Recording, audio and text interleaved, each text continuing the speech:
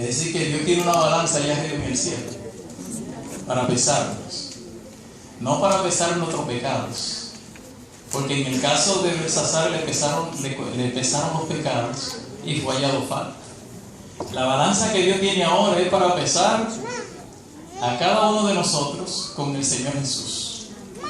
Que podamos pesar igual que Él espiritualmente.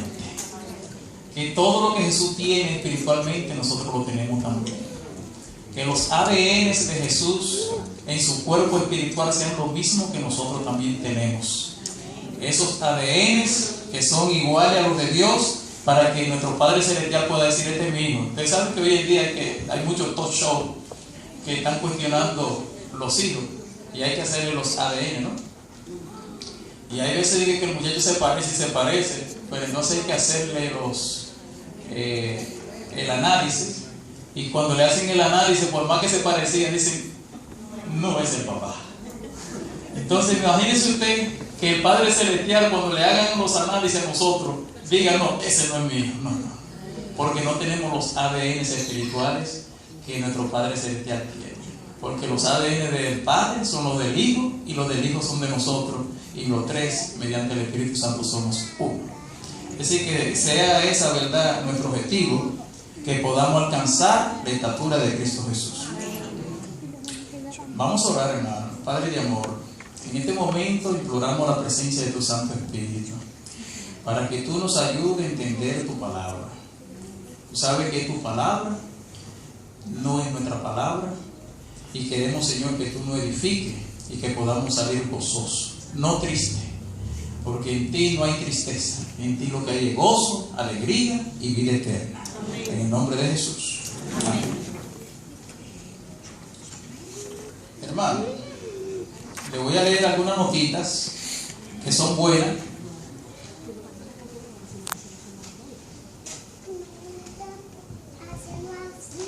Para coger ánimo. A mí me gustó esta, la crisis. ¿Algunos de ustedes han tenido crisis?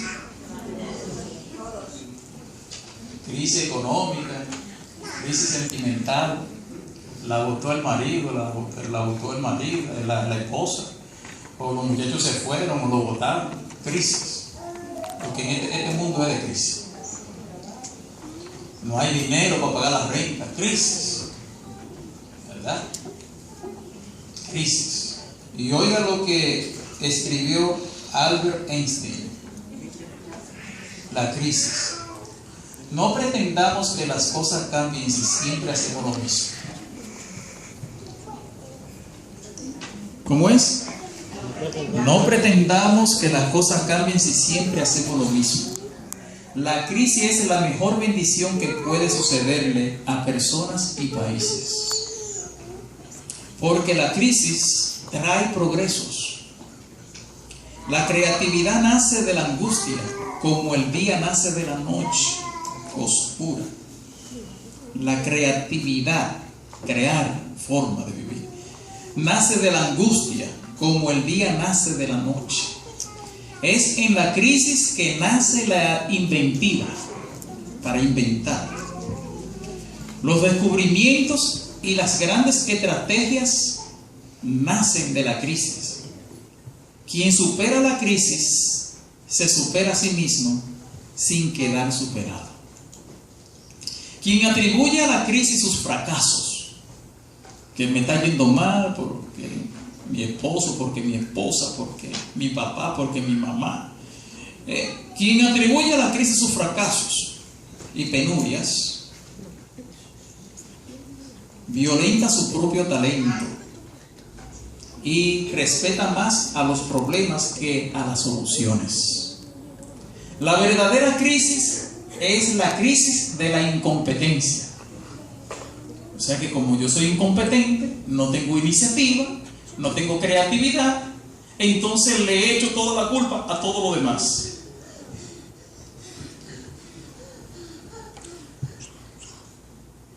El inconveniente de las personas y los países es la pereza para encontrar las salidas y soluciones. Hay gente que quiere estar bien perezosamente o sentado, sin hacer nada. y que le lleguen todas las bendiciones del cielo o que le lleguen todas las bendiciones en la tierra, pero no quieren hacer nada. La Biblia dice que el que no trabaja, que no coma.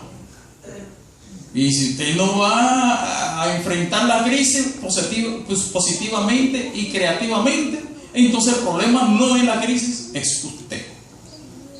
El inconveniente de las personas y los países es la perezoso para encontrar las salidas y soluciones. Sin crisis no hay desafíos. Sin desafío la vida es rutina, una lenta agonía. Sin crisis no hay méritos.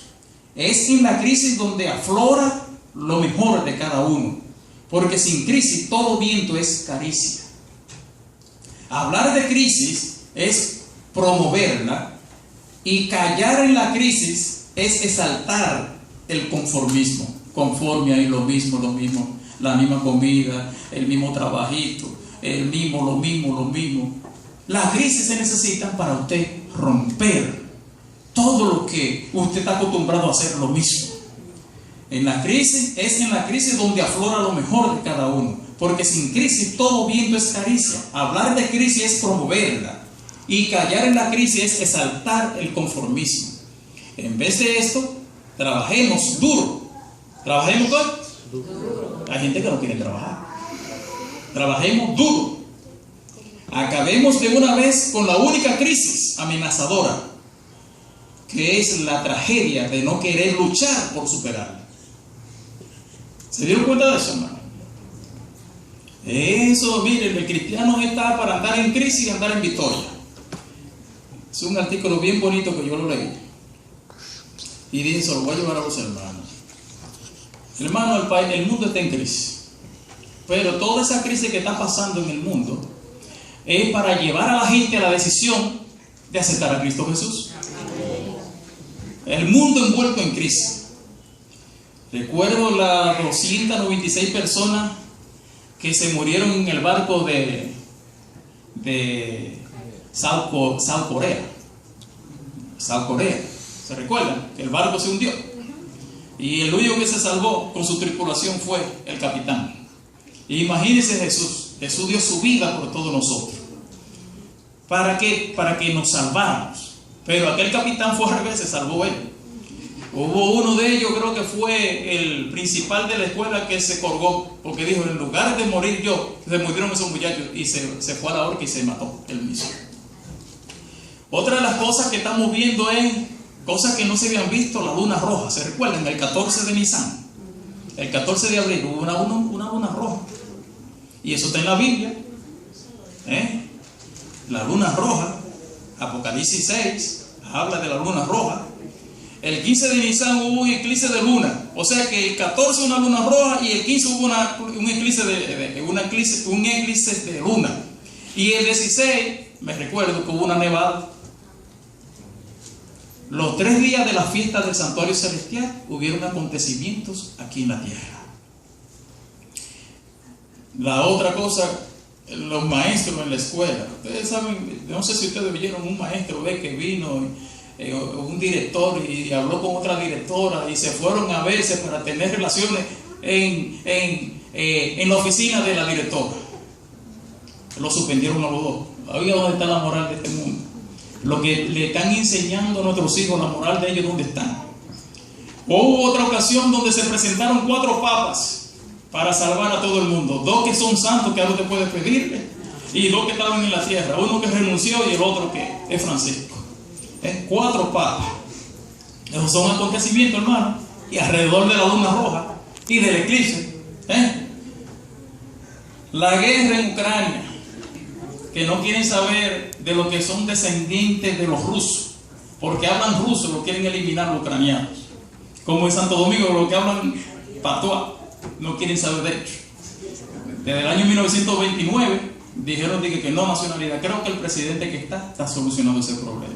Si hubieran sido rubios de los ojos verdes, quizás le dan una oportunidad, pero ahora la están poniendo más suave. La guerra en Ucrania, de paso, yo no soy haitiano, yo soy dominicano y soy cristiano. No lo estoy defendiendo. Sí. La guerra en Ucrania, hermano. El fuego en Chile. ¿Se recuerdan el fuego que hubo en Chile? 2.400 casas. Es el fuego más grande del planeta, hermano. ¿Usted sabe lo que son 2.400 casas quemándose? Óigame. El terremoto en Nicaragua, el otro terremoto que hubo en Chile, el avión que todavía está volando, hermano, que no ha aparecido. Todos esos son señales de las que Jesús estaba diciendo. El cerro en Washington que vino y toda la tierra cubrió un pueblo. Tremendo, hermano. Eso no se veía. Satanás se está llevando a la gente por paquete. Antes, cuando yo me quería ver a uno que se moría o dos, ahora son miles. Los tornados, esos tornados, hermano, allá en el sábado, que eso acabando con toda la casa, se retiraron, ¿verdad? Tienen su casita y ahora viene el diablo con los tornados y se la desbarata. Están esa gente llorando, muchas veces los niños desaparecidos. Y usted dice, pero ven acá, cuando hay tanta tecnología y tanta riqueza y tantas cosas, y están sucediendo tantas cosas, es que Satanás sabe que le llegó su hora. La hora en que él se va a quedar solo en este planeta por 1000 años, pero los que sean fieles a Dios van a ir al cielo por 1000 años también. Amén. Luego vivo en Afganistán 2100 personas que murieron de un deslave también, igual que en Washington. Luego en Turquía los 300 mineros que fueron sepultados allí. Y finalmente la lluvia de estrellas, de meteoritos que cayó ahora recientemente, el 24 y el 25 de mayo. Entonces Jesús viene pronto, hermano. Usted y yo lo que tenemos que ser fiel a Dios. Y no nos dejemos anestesiar por las cosas de este mundo, el pecado de este mundo, los encantos de este mundo. Porque finalmente usted nació y se va a morir. El tiempo y el espacio suyo tiene límite, el de Dios no.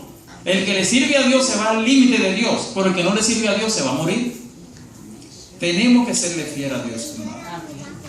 Que Dios nos ayude, ¿verdad?, a serle fiel. Una cosita más que iba a leer.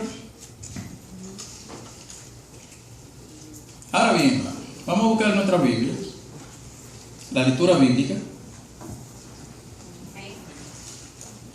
Apocalipsis 13,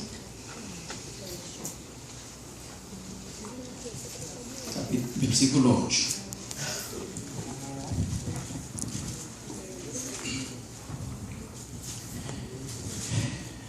Dice: y todos los moradores de la tierra le adoraron, cuyos nombres no están escritos en el libro de la vida del Cordero, el cual fue muerto desde el principio del mundo. Padre, en este momento queremos tu presencia, que tú abras la mente de los hermanos para entender estas cosas tan lindas, tan profundas y tan sensibles que tú tienes para tu pueblo. En el nombre de Jesús. Amén. Hermano, en el capítulo 13 está hablando de una bestia que sube del mar. En el libro de Apocalipsis, ¿cuántas bestias hay? ¿Cuántas bestias hay en el libro de Apocalipsis? ¿Alguien se atreve a decir? 7 bestias. Ok. ¿Quién me da otro número? ¿Cuántas bestias hay en el libro de Apocalipsis? ¿Cuántas bestias? 5. 4. Ok. ¿Esas bestias, verdad, son familias o son las mismas? Son diferentes. Bueno, en la bestia, en Apocalipsis hay 4 bestias. ¿Ustedes saben lo que significa bestia? Reino, pueblo. Reino. Si usted lo encuentra en Daniel 7, 24, 25, que significa reino, poder, dominio, bestia. También la palabra bestia en la Biblia está para representar a personas que se rebelan contra la voluntad de Dios. Una persona que no quiere obedecer los mandamientos de Dios. Una persona que no quiere ser tocado por el Espíritu Santo para cambiar su estilo de vida. Una persona que lo que ama es la mundanalidad y las cosas de este mundo, la palabra de Dios lo define como bestia. O sea que a nivel personal, la persona que se rebela contra Dios es una bestia. A nivel de instituciones o de movimiento, un movimiento o una institución religiosa que se rebela contra la palabra de Dios y se rebela contra los mandamientos, se le llama bestia. Y también se le llama bestia a un presidente o un rey que no quiera hacer la voluntad de Dios. O sea que hay tres formas de representar bestia. Si usted viene y se va al libro de Judas, al lado de Apocalipsis, al lado de Apocalipsis está el libro de Judas. ¿Cuántos capítulos tiene Judas? 1. ¿Cuántos? 1. Capítulo 1, versículo 10, dice, vamos a leer el 9 para captar el contexto. Pero cuando el arcángel Miguel contendía con el diablo, o sea, ¿qué es lo que qué se llama contender? ¿Qué es lo que es? Una lucha. Contendía con el diablo, disputando sobre el cuerpo de Moisés. O sea que el diablo quería coger el cuerpo de Moisés y Miguel quería coger el cuerpo de Moisés. No se atrevió Miguel a usar de juicio de maldición contra él, sino que dijo: el Señor te reprenda. Hermano, tenemos que tener mucho cuidado con las maldiciones, la boca, porque ni Jesús, que es uno de los títulos que tiene, uno de los nombres de Jesús es Miguel, el que es igual a Dios, usó de maldición contra Lucifer o el diablo. Pero hay hermanos, hermanas, hay gente, dice el versículo 10, pero estos maldicen las cosas que no conocen, y las cosas que naturalmente conocen, se corrompen en ellas.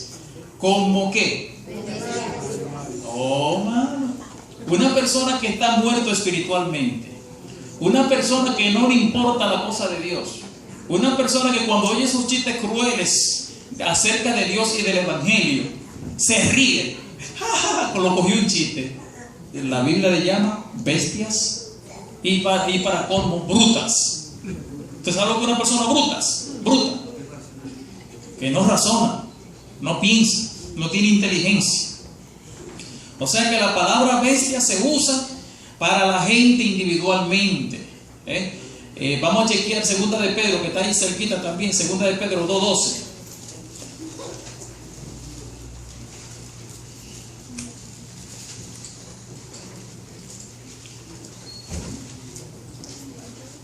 Ahí, un libro antes, 2. Mas estos, diciendo mal de las cosas que no entienden, como bestias brutas, que naturalmente son hechas para presa y destrucción, perecerán en su perdición. O sea que la persona que no quiere y rechaza la cosa del Señor, el Señor lo está viendo desde allá arriba como un animal, una yegua, un burro, un caballo, o como usted le quiera llamar. Porque son gente que no están para las cosas espirituales, sino para hacer y desarrollar el pecado. También en 1 Corintios 15:32. Denle un poquito más los libros para hacia la derecha, y usted se va a encontrar con 1 Corintios 15:32.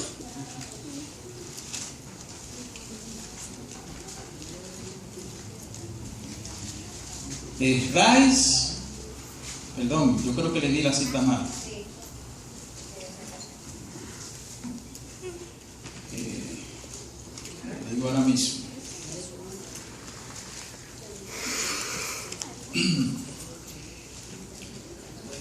La cita es primera,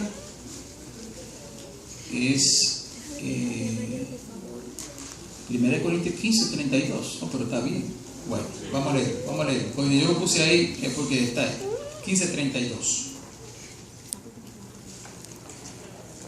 Dice: si como hombre batallé, ahí está, si como hombre batallé, eso está el apóstol Pablo diciéndole a los corintios, que tuvo que batallar con todos los dirigentes judíos que les estaban oponiendo al desarrollo del evangelio.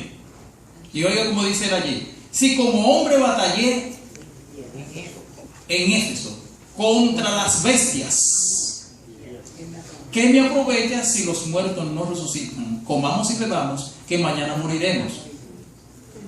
Entonces, ¿cómo se le llama también a los dirigentes religiosos? Bestias. O sea que un dirigente religioso que se opone a la palabra de Dios, que se opone a la obediencia, o que se opone a la santificación, o que se opone, ¿verdad?, a que la persona crezca espiritualmente y nada más se están sociabilizando, ese dirigente desde el cielo lo ven como una bestia. Ahora bien, el último conflicto es adoración. En el capítulo 13, el versículo 8, decía, ¿verdad?, que todos los que moran en la tierra le adoraron. ¿Usted mora aquí en la tierra? Y aquí dice que todos los que moran en la tierra le adoraron. ¿Adoraron a quién? A la bestia. Esa es una bestia que controló durante la Edad Media y es una bestia que va a controlar antes de que Cristo venga, y todos los moradores de la tierra lo van a adorar. Ahora, ¿con qué elementos es que nosotros adoramos a Dios? Cuando usted adora a Dios, tiene que ser en santidad y obediencia.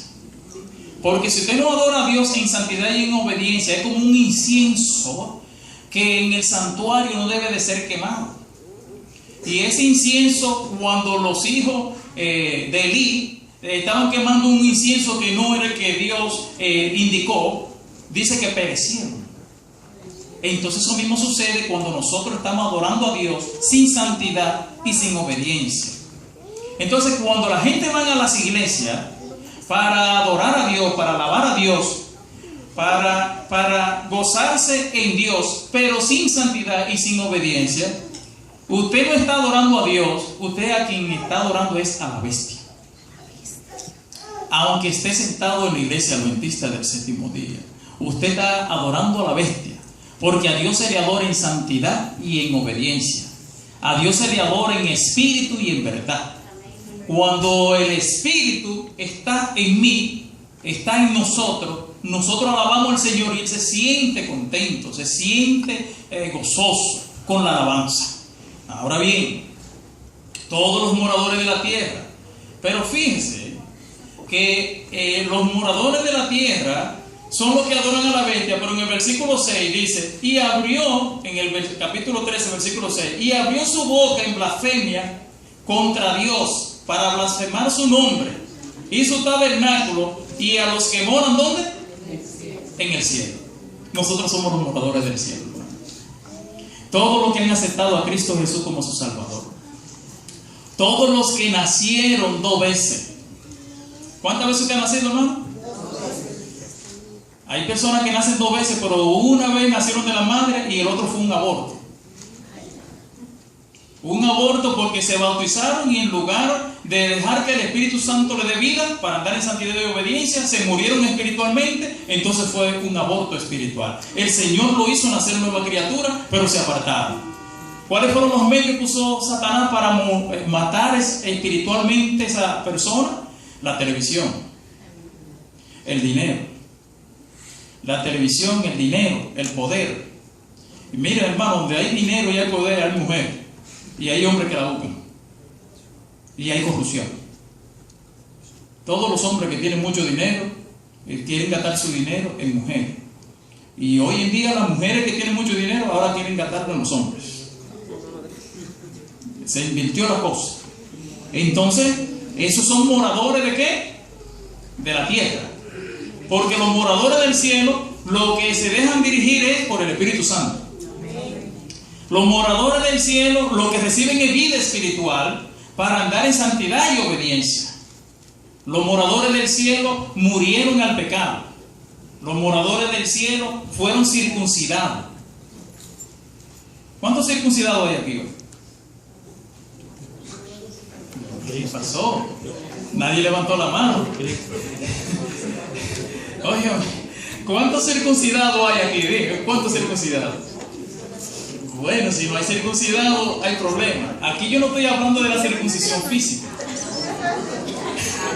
Porque la circuncisión física es algo que Dios estableció en el pueblo de Israel para señalar que ese circuncidado era su hijo y que pertenecía al pueblo. Pero esa circuncisión fue eliminada por una circuncisión mejor. Por eso cuando usted va al libro de Jeremías, si mal no recuerdo, vamos a chequear ese libro, hermano, para que ustedes vean el asunto de la circuncisión. Pues ya se lo mencioné y es bueno que ustedes conozcan ese asunto. Creo que es Jeremías 9. Jeremías capítulo 9, versículo 24. Dice allí, vamos a ver, porque las mujeres tienen que ser circuncidadas en este día. Tienen que ser circuncidadas, porque el que no está circuncidado se quedó. Dice aquí el capítulo 9, versículo 24: mas alábese en esto el que hubiere de alabar, en entenderme y conocerme que yo soy Jehová, que hago misericordia, juicio y justicia en la tierra, porque estas cosas quiero, dice Jehová. He aquí que vienen días, dice Jehová, y visitaré sobre todo circuncidado y sobre todo incircunciso, a Egipto, a Judá, a Edom, a los hijos de Amón, de Moab, a todos los arrinconados en el postrer rincón que moran en los desiertos, porque toda la gente tiene prepucio. Y toda la casa de Israel tiene prepucio. ¿Dónde? Ay, hermano. ¿Usted tiene prepucio en el corazón? No.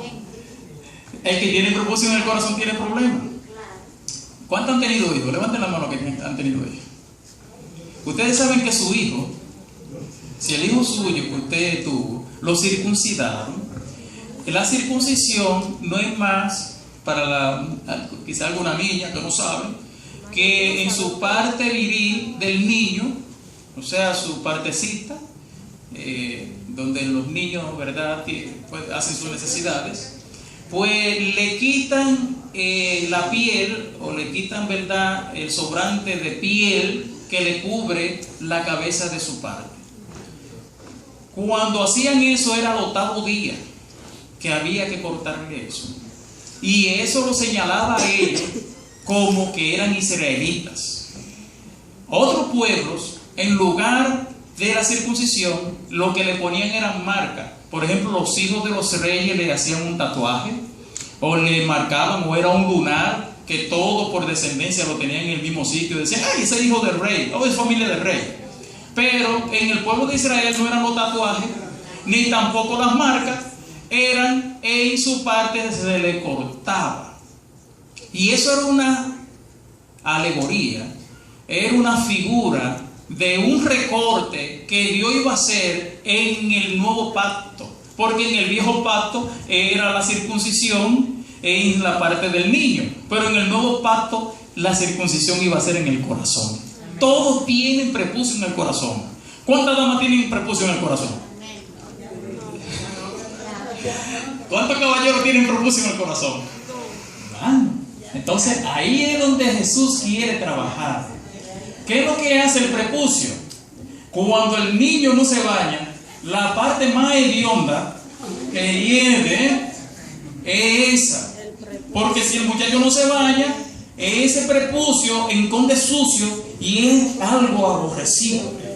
El Señor ve ese mal olor que en el cuerpo sucede, lo ve también en el cuerpo espiritual. Una mente carnal, que ese es el prepucio, una mente carnal lo que crea es malos olores delante de la presencia de nuestro Padre Celestial. Y el Señor Jesús vino para morir por el pecado, para tener el poder mediante la prenda del Espíritu de recortar esa mente carnal y hacer el espiritual para la gloria y honra de Dios. Es decir, que una persona que tiene la mente carnal, ¿qué es lo que tiene la mente carnal? Vamos a ver lo que tiene la mente carnal. Los malos olores que tienen. Vamos a chequearlo. Primera de Corintios. Vamos a buscar. Primera de Corintios capítulo 6. Vamos a ver los olores. Capítulo 6, versículo 9. Vamos a ver los malos olores que están en esa mente carnal. Los malos olores que salen. Dice allí, en el 1 Corintios capítulo 6, versículo 9: ¿no sabéis que los injustos no poseerán el reino de Dios? ¿Qué es un mal olor? La injusticia. Dice, sigue diciendo: no erréis, que ni los fornicarios, una persona que está junto con una mujer o con un hombre sin ser casado, tiene un mal olor delante de Dios. Eso se llama mente carnal. Eso significa que la persona tiene un mal olor delante de Dios. Ni los idólatras, una persona que ama más el dinero que a Dios, una persona que ama más su carro que a Dios, una persona que ama más las cosas materiales que a Dios. Eso es un mal olor que sale del cuerpo espiritual y que Dios no le agrada. Ni los adúlteros, una persona que siendo casado o casada están buscando hombre ajeno o mujer ajena y lo que sea, para estar en esos placeres. Eso es un mal olor que sale del cuerpo espiritual. Ni los afeminados, una persona que se está sacando la ceja y se está preparándose para andar como una mujercita. Eso es un mal olor que está saliendo delante de Dios. Ni los que se echan con varones, un hombre que se acuesta con otro hombre, eso es también un mal olor delante de la presencia de Dios. Ni los ladrones, el que roba, hermano, el que se roba los diezmos, no da diezmo ni ofrenda, pero también se roba los ajeno, y roba y nada trajo y todo lo deja. Entonces tiene problemas con un mal olor espiritual. Ni los ávaros, que no aman el dinero, ni los borrachos, ni los maldicientes, ni los robadores heredarán el reino de Dios. Ese es el mal olor que está debajo del prepucio del corazón, y que Dios quiere, mediante el poder de su gracia, mediante el poder de Cristo, circuncidar el corazón para que podamos oler agradable delante de nuestro Padre Celestial. Ahora bien, hermano, yo hice aquí una lista de preguntas. ¿Cuántos vinieron para adorar a Dios con la vestidura espiritual? Porque pudimos haber venido a la iglesia desnudo. Usted tiene ropa física en el cuerpo físico, pero usted pudo haber venido aquí sin ropas espirituales. ¿Cuántos son adventistas nominales del séptimo día? ¿Cuántos son? Nominales del séptimo día. Nominales es que tienen toda la doctrina y no la viven.